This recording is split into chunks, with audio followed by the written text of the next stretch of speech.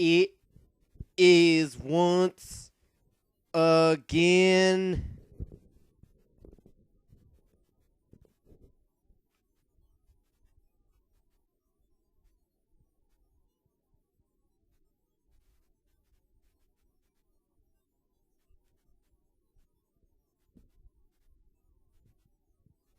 time. Raw for July 14th, 2014. And just like the two previous weeks, this episode of Raw did not fail to impress me. However, this Raw was the weakest of the three. Does not mean that this show was bad at all. It was actually pretty well formatted, well done. Nothing really felt like too bad a filler aside from Dolph Ziggler with his Fandango. But again, that led to the HLA, which I will get into when I get into that. But overall, I thought this episode was not bad. So we kicked off the show with John Cena. Obviously, this is the point where I facepalmed. But I didn't want to believe that the WWE was going to full out whore themselves out for people to buy the WWE Network as badly as they did tonight. I mean, this was just fucking awful. Let me tell you guys, I went to one of the most ghetto schools in my city, and I can tell you that even the thirstiest bitches that went into that school were not as thirsty as the WWE was here. I mean, seriously, this is fucking ridiculous, guys. And it was just like every single segment, like I shit you not, me and my friend who were watching this show counted each time they plugged the network, and there were at least two plugs in each segment. Each segment lasting somewhere between 8 to 15 minutes had at least two plugs for the WWE Network. And for something that could be so easily solved, or so it seems, by just being released internationally, they just seem so hell-bent on wanting so many fucking customers in the US. It's like, guys, enough already. God. But I guess the WWE Network rant has gone on long enough. Roman Reigns does come out, and he basically says in one line what the IWC says every single time John Cena cuts a promo. Looking annoyed, saying, "Get to the damn point, John." Which is obviously what we're all thinking when he cuts his promos. Anyway, this further teases a future feud between the two. I personally can't wait to see Roman Reigns squash John Cena. But then again, every time I feel like someone who's garnering momentum is going to actually be the one to take down John Cena, just doesn't happen. But anyway, Dean Ambrose ends up interrupting them, and Dean Ambrose basically tells them, stop your bitching, we have to fight tonight. And then Dean Ambrose ends up getting assaulted by the Authority, a.k.a. Kane, Randy Orton, and Seth Rollins. And you know what was funny was the thing between John Cena and Roman Reigns probably could have been saved for a backstage segment. And it could have been interrupted by like the Titantron behind them being Dean Ambrose also backstage, but I guess that would have been too clustery, right?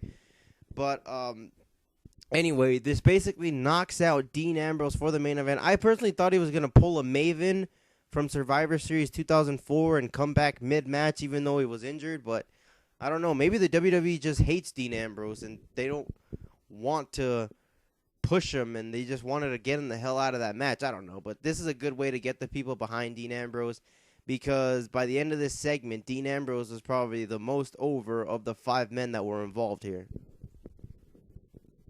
Our very first match, Sheamus versus The Miz. I do not watch Sheamus matches anymore, but I can guarantee you that The Miz did not get more than 2 straight moves of offense in this very match. Now, apparently, The Miz won with the roll-up, which, I can just feel the jizz from MTO's computer right now just because his guy got a win over Sheamus, which, what's cool is that this Hollywood Miz gimmick is actually getting some decent spotlight. Like, it's not like the focal point of the show or anything, but it's also not just being thrown under the rug like some usual new gimmicks are. Like, this is getting some decent attention to it. The Miz's face was apparently on the screen for the whole match, which was probably freaking hilarious. So if they choose to do stuff with this Hollywood Miz gimmick, it actually has some pretty good potential. The thing is, though, if the Miz is to win the Intercontinental Championship, that belt has a curse. So Miz, I wish you the best of luck in your future endeavors if you do win that Intercontinental Championship Battle Royal. Up next was Dolph Ziggler versus Go. The match lasted all but 2 minutes before Summer Rae and Layla managed to somehow sneak onto the announce table. I've heard of The Undertaker turning the lights off and teleporting into the ring, but Layla and Summer Rae teleported themselves onto the announce table, and the way that the announce team sold it was like, oh my god, where did they come from? They're on top of our announce table now, as if they didn't see them climb up the announce table and were completely oblivious to the fact that they jumped in through the crowd. But it looks like we might be getting an HLA angle out of this. You would never expect it, I mean, shit, Michael Cole can't even say making out without getting his ear chewed out and his ass chewed out by Vince McMahon. Yet, they did a lesbian thing at a house show, and this might be where the angle's leading to for the national audience. I mean, that's just one of the many things that, leaves you with your head scratched about Vince McMahon and makes you wonder if this guy is really in tune with himself right now. Anyway, so they both go with Dolph Ziggler. I don't know. I don't think this is going to really lead into anything. I think this is just like the flavor of the night type of thing, just a screw fog dongo. But one thing that was pretty cool, or would be pretty cool, is if the winner of the Intercontinental Championship Battle Royal ends up, winning the match, obviously. Wade Barrett comes down. He's like, congratulations, you've won the Battle Royal. But I'm afraid I've got some bad news. Then he hits him over the skull with the championship, and he still remains the Intercontinental Champion. This would be a great way to keep pushing him, even though he's still injured. And I mean, shit, what this would be so fucking awesome. I can't believe I didn't think of that. So this is the point where I know the WWE is really, really, really, really, really desperate for Damian Sandow's comedic angle of the night. He does a Sonic promo where they put over the new hot dog. And Adam Rose also is. And this was just, I mean, I understand you guys need money, and it makes sense and all. But the desperation is really leaking through. Anyway, up next, the Usos get jumped by Luke Harper and Eric Rowan. And one thing that I thought was really funny from this was when, the Usos do their usual, when we say Us, y'all say, oh.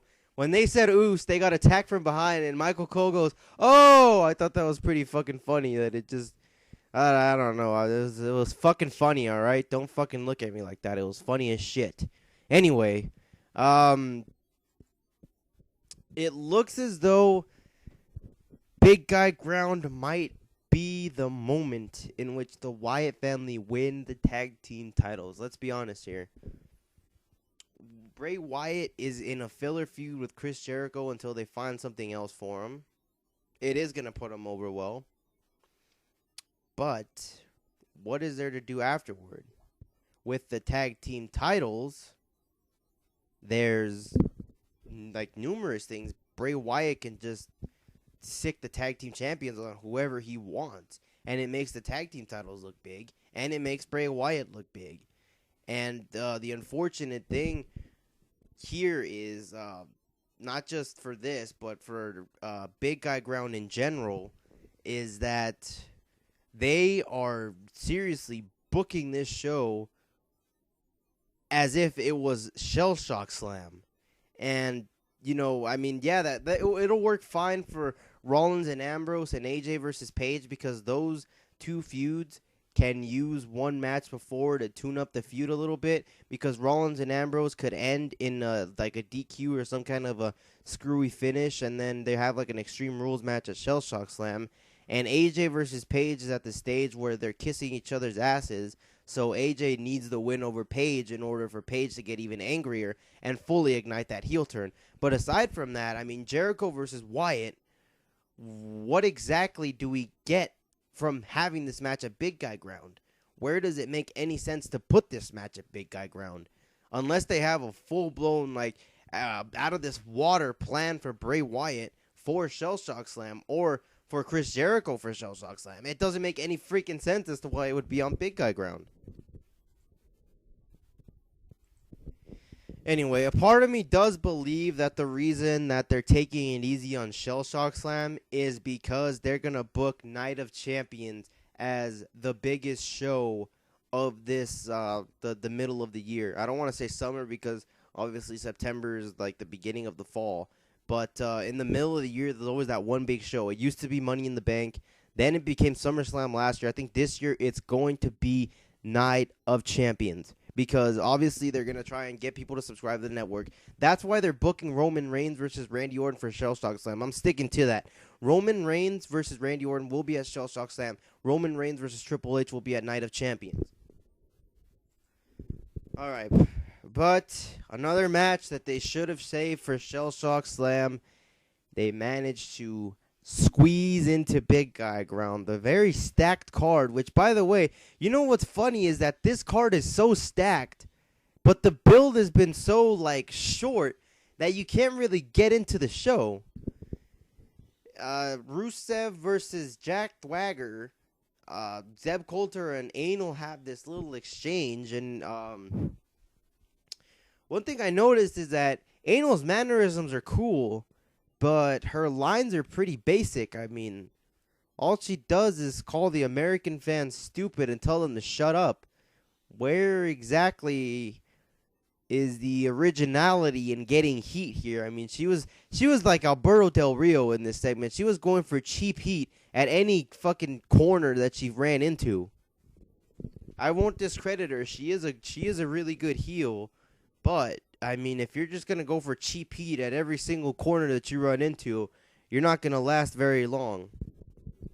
As for Zeb Coulter, he's kind of an awkward babyface. I don't know if anyone else noticed that. Like, I mean, yeah, it works a little bit because he's representing the U.S., but at the same time, it's like when he's on the mic, you don't really expect the babyface out of it. You kind of expect that racist, angry white guy who wants to get rid of all the spics from his country. And then when you hear him talking about how great this country is, it's like, well, it's okay, but it's also like a little awkward, you know? One thing that was funny is when they pulled up Obama's picture, Obama got a John Cena type of reaction. It was like half cheers and half boos. And I don't know, I mean, I really wish they would have put the camera on fans who booed. I think that would have been pretty funny because they'd probably get kicked out of the country. So up next was Alberto Del Rio versus the newly acclaimed Job Van Dam.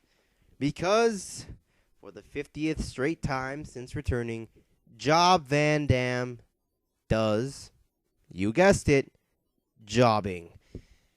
And when you job to Alberto Del Rio, you gotta know that your career is at a really, really bad downward spiral.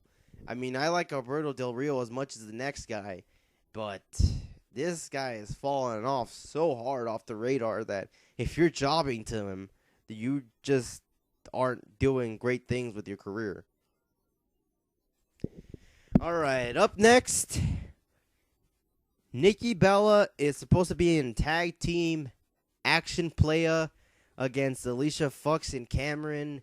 And apparently her tag team, this is one thing that I thought was funny. Her tag team partner was supposed to be a woman that quit a month and a half ago. I thought that was pretty funny, but of course that is the great heel that Stephanie McMahon is. Anyway, she says that Nikki is now all alone, and she pits her against Alicia Fox and Cameron all by herself. And one thing I like to say about this match, since we already talked about the feud and it did kind of progress, but it's not doing a whole lot different, so I can just talk about the match. Nikki did some pretty impressive stuff here. I'm not gonna lie, I was really impressed by Nikki Bella here. She did some cool moves, some nice agile moves. That thing where she kicked the ropes and then fell back to the cover, I thought that was pretty nice. So, all credit to Nikki Bella here. She did a pretty good job, but since MTO is gonna jizz all over her, I might as well just stop here. Anyway, another nice thing was Alicia Fox's finisher here. Now, it wasn't anything that's going to blow you away, but it was a pretty nice way to finish the match, and a lot better than the scissors kick that she used from Booker T. She ends up pinning Nikki Bella, so Nikki Bella loses to the biggest jobber on the roster, Alicia Fox. So up next is the Paul Heyman list, Cesaro versus Big E with Kofi Kingston. Guys, why are you pairing Big E with Kofi Kingston? Why must you kill someone's career by pitting them with Kofi Kingston? The track record does not lie. Evan Boring pitted with Kofi Kingston. After they lose the tag team titles, what happens? R-Truth pitted with Kofi Kingston. After they lose the tag team titles, what happens? Stop pairing Kofi Kingston with random black guys. Not only does that look racist, that just kills careers of whoever's teaming with Kofi Kingston. Not only that, but with Kofi Kingston, Big E's preacher gimmick will never get over because Kofi Kingston will never get over. God damn it all to hell, man. This really made me mad. But one thing that I thought was funny after the show is that all the internet fans are crying because Paul Heyman is left Cesaro's side for one night. And, okay, first of all, there's no guarantee that Paul Heyman is never going to be with Cesaro again. And even if he's not going to be with Cesaro again, this pairing never made sense to begin with and never benefited either of the two. Because if we're being honest here, Cesaro, the only reason that people started to get excited about Cesaro was the swing. The great wrestling ability was always there and never got him over. And once the swing thrill finally wore off, it was just the thing that was going to happen. Because now that the swing has worn off, the thrill, he has nothing to fall back on because he's not there as a character. They should have never kept him heel because after he turned on Jack Swagger, he was always getting babyface type of reactions. And not only by pitting him with the best heel in the business right now did that hurt that, but it was never going to benefit either of the two of them. I mean, you're sticking Paul Heyman, the guy who just broke the streak, with a guy who's getting babyface reaction. Like, it just never made any sense. They never had any on-screen chemistry, and it just never worked. This reminds me of, dare I say it, a less successful version of the Curtis Axel pairing, because at least Curtis Axel won a mid-card championship with Paul Heyman and feuded with CM Drunk. What was Cesaro's biggest feud with Paul Heyman? I'm not blaming Cesaro here, obviously. I'm blaming the booking team. But this is a less successful version than Curtis Axel because, like Curtis Axel, Cesaro and Paul Heyman just have zero on-screen chemistry. Alright, up next, Chris Jericho comes out and Bray Wyatt ends up interrupting. And I gotta tell you, these fans that were in attendance here, this was a great crowd aside from this segment. Because Chris Jericho did a pretty good job of building toward their match at Big Guy Ground despite only having 6 days to do it. And when Bray Wyatt cut his promo, people started chanting boring. Like, what the hell, people? What the hell? He actually put over the fact that he has been the only guy that has been able to intimidate the big guys that he's faced, like Daniel Bryan and Kane and John Cena and guys like that. And yet the fans still just didn't do anything but chant boring. It really made me want to facepalm. Anyway, Bray Wyatt ends up hitting Sister Abigail on the ramp, and the boring chants were way gone after that. So fuck these fans for this segment. Anyway, one thing I'm not really liking is how it's already going to happen. Like, usually the best part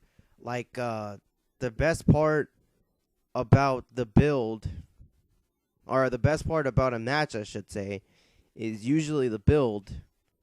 And this really hasn't had a whole lot of build, and we haven't gotten a lot of clarity as to why they're feuding.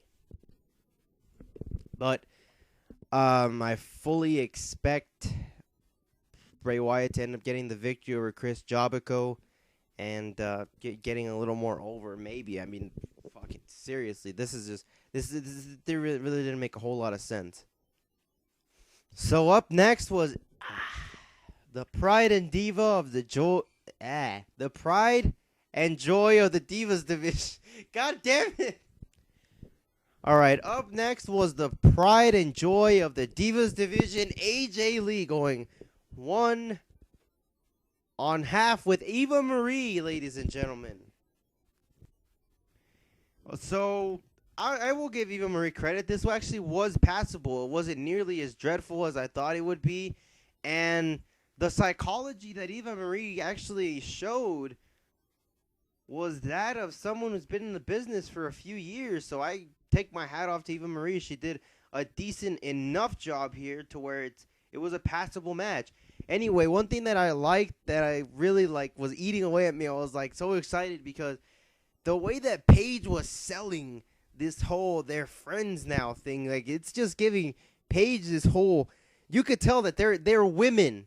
All right, it's obvious that they're women because they're saying stuff to their faces, to each other's face, where they're smiling and complimenting each other, and yet you can tell that there's always that hidden agenda deep within that voice that you could tell that both of them just want to rip each other's heads off. And goddamn it, I cannot wait for that day in which Paige finally turns heel and they finally get down and dirty in this very feud. So for the first time in, I want to say, 7 years, a segment with the Great Khali did not leave me wanting to kill myself. It was Bo Dallas versus the Great Khali. Bo Dallas ends up winning via countout and gets chopped and screams "ow." This segment was pretty damn funny. And if there's any use for Khali, who, by the way, he's getting pretty fat now. I mean, I know before he could barely walk, but now that he's fat, he just looks like, he walks like a woman in high heels. This is just how bad Khali is. All right, in a little more lighthearted segment, there was a portion of the show where Stephanie McMahon was jizzing all over Triple H. And I don't know if it was just me, but I really could not stop laughing at Triple H's plain facial expression the entire time Stephanie McMahon was praising him. That same face, that creepy, stupid smile. I could not stop laughing at that. So I don't know if you guys thought that was funny just like I did, but oh my god, that was so funny. So the main event, again, like I said earlier, I thought Dean Ambrose was going to pull a Maven and make a comeback here, but he didn't. And it ends with John Cena and Roman Reigns winning by disqualification. It looked like Seth Rollins got injured in the match, but according to some of the reports, now he was he was selling it really well. But I mean, I've seen people sell a lot of good stuff really well, and it never looked that bad. But I mean, credit to Seth Rollins for making all of us, even the doctor, believe that he was actually injured. Anyway, this ends up with, it looks like Randy Orton's going to be the one to stand tall, but instead, for the billionth time in a row, it's Roman Reigns. Now, as a guy who likes Roman Reigns, he's a fan of Roman Reigns, I don't have too much of a problem with it. But the only problem I have is that I may not have a problem with it, but I'm sure other people do and will begin to have a problem with it if this continues. WWE, it's the same old song and dance. Stop pushing Roman Reigns as an unstoppable force. Yes, it works now. It's a good way to book somebody, but not if he's on top the entire time. You have to give him some adversity. Remember, Daniel Bryan, your most over guy right now. Why is he so over? Because he overcomes adversity. Why do people hate John Cena? Because he constantly overcomes adversity. The thing about Roman Reigns is they're not putting any adversity in front of him. They're not making him look like he is like in trouble. They're making him look like the favorite. This guy has never had a singles championship match in his career. This guy has never held a singles championship in his career, and he looks like the odds-on favorite against the two top faces of the WWE the past 10 years, and a guy who's been in the WWE for almost 20. I mean, how am I supposed to get behind a guy like that? Like, okay, he's the fascinating rookie. He's the exciting rookie, even though he's not really much of a rookie. But still, guys, I mean, give this guy something to overcome, because otherwise it's just him trampling over everything. I mean, no one's a fan of a monster truck that just runs through every car. They want to see a monster truck collide with another monster truck and see which monster truck comes out alive. But I guess it does make sense. I just wish they didn't overdo it, you know. It does make sense since he's not going to win the championship that they make him look as strong as possible. The thing is that they're kind of overdoing it, you know. They're not making it look like anyone even has a prayer. It doesn't look like John Cena has a prayer to win this match. But I've gone on long enough. On to the pay-per-view prediction game, ladies and gentlemen. Please leave your predictions down below. We will calculate them, manifest them. I will also be here to compete in your pay-per-view prediction game. So let's go down the card for Big Guy Ground. You guys know the rules, at least you should by now. If not, they are on the screen right now. Feel free to read them and pause the video. Anyway, your very first match, Jack Swagger versus the Rusev.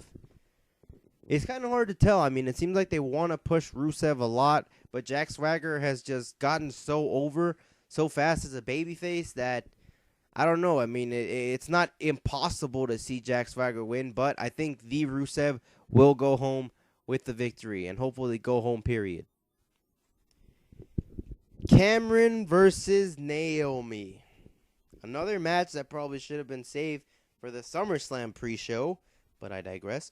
There's no way that Cameron could get the victory unless they want to push Cameron to the Moo, which by pairing her with Alicia Fox tells me that they kind of don't. So I'm taking Naomi to win this match. The 20-man Intercontinental Championship Battle Royal. All right, ladies and gentlemen. It's kind of hard to figure it out. I mean, the realistic chances do say that only like 5, 4, maybe 3 people have a realistic chance to win. So, what the hell? I'll take Hollywood Miz to win the Intercontinental Championship and be cursed with it for the rest of the year. And he will do so by lastly eliminating Sheamus. Tag team title match, Jimmy and Jey Uso versus the Wyatt family in a 2 out of 3 falls tag team match playa.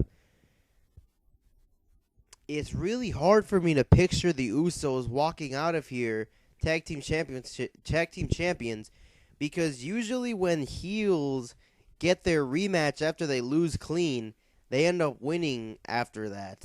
But what the hell? I'm putting my faith in the Wyatt family to walk out WWE Tag Team Championships. Alright, guys, I just want to change my pick for the Intercontinental Championship Tournament, or Battle Royal, I should say. It is going to be Bo Dallas who walks out the brand new Intercontinental Champion. I mean, he has history with Wade Barrett, so it would make sense to put the belt on him until Barrett comes back, don't you think? And not only that, but it seems like they're past the squash match portion of his push, which ultimately leads to either a push against a feud against a guy who's somewhat established, or a mid-card championship run. This might be the best way to do it. Bray Wyatt versus Chris Jericho.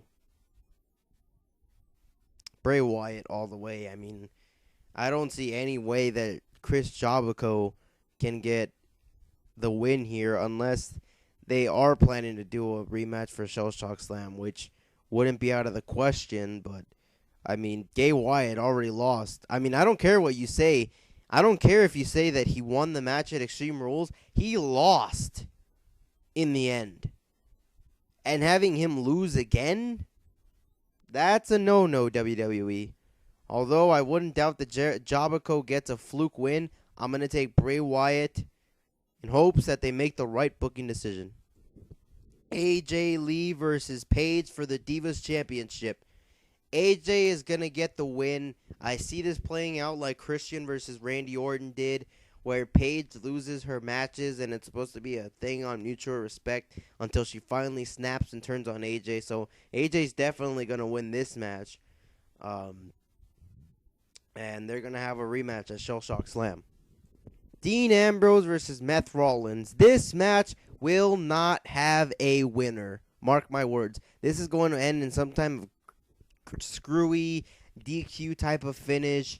And, it's going to lead to a rematch at SummerSlam. Either that or Rollins is going to win, attempt to cash in later on, and be stopped by Dean Ambrose to the point where they're going to have that match at SummerSlam where something's going to be on the line.